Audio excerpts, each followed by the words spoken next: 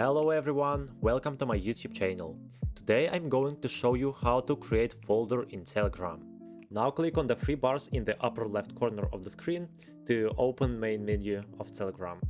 Click on settings and scroll down and find chat folders. Click on it. Let's now tap on create new folder. Okay, in the folder name field we have to enter some name.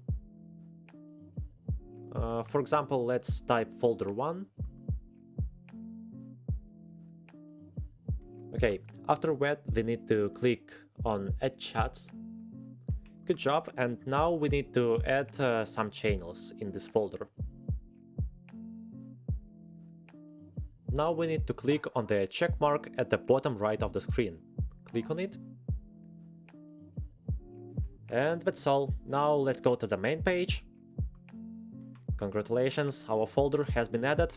If this video was helpful for you, please don't forget to subscribe to my channel and like this video. Have a nice day.